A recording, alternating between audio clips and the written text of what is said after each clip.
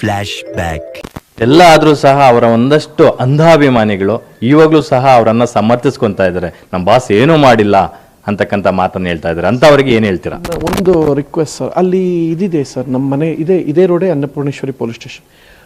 ಅಲ್ಲಿ ನಿಮ್ಗೆ ಇನ್ಸ್ಪೆಕ್ಟರ್ ಅಥವಾ ACP ಯಾರು ಸಿಕ್ಕಿದ್ರೆ ಹೋಗೊಂದು ಮಾತು ಕೇಳಿ ಸರ್, ಪ್ರಥಮ್ಗೆ ಏನಾದ್ರು ಕಾನ್ಸ್ಟೇಬಲ್ ಕೆಲಸ ಕೊಡ್ಬೋದಾ ಅಂತ ಕೇಳಿ. ಬರೀ ಒಂದು ವಾರದ ಮಟ್ಟಕ್ಕೆ ಸಂಬಳ ಬೇಡ ಅಂತ.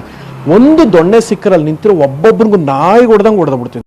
A few moments later. ನನ್ನ ಮಕ್ಳಿಗೂ ಒಂದು ವಾರ ನನಗೆ ಪೊಲೀಸ್ ಹುದ್ದೆನ ಕೊಟ್ಬಿಡಿ, ನನಗೆ ಸ್ಯಾಲ್ರಿನೇ ಕೊಡಬೇಡಿ, ಅವ್ರಿಗೆ ಲಾಠಿ ಚಾರ್ಜ್ ಮಾಡ್ಬಿಡ್ತೀನಿ. ಇಲ್ಲೇ ನಿಂತಿದ್ದೀವಿ, ಇಷ್ಟು ಜನ ನಿಂತಿದ್ದೀವಿ, ಬರಕ್ಕೆ ಹೇಳಿ.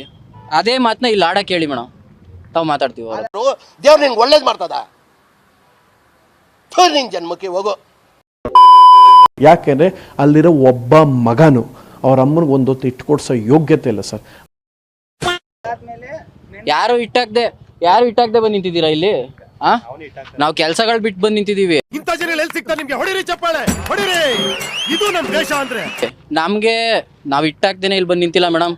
ನಮಗೆಲ್ಲ ಅದೇ ಅಪ್ಪ ಅಮ್ಮನ ಕರ್ಕೊಂಬಂದು ನಿಲ್ಸ್ಬಿಟ್ಟು ಹೇಳಿಸ್ಬೇಕಷ್ಟೇ, ನಿಮ್ಗೆ ಇಟ್ಟಾಗ್ತಿಲ್ಲ ಅಂತ. ಇವ್ರುಗಳಿಗೆ ಗೊತ್ತಿಲ್ಲದೆ ಇರೋ ನನ್ನ ಮಕ್ಳಿಗೇನೆ ಇಟ್ಟಾಕಿ ಬೆಳೆಸ್ತಿದ್ದೀವಿ. ನಮ್ಮ ಅಪ್ಪ ಅಮ್ಮಂದಿರಿಗೆ ಇಟ್ಟಾಕಿ ಬೆಳೆಸಲ್ವ ನಾವು?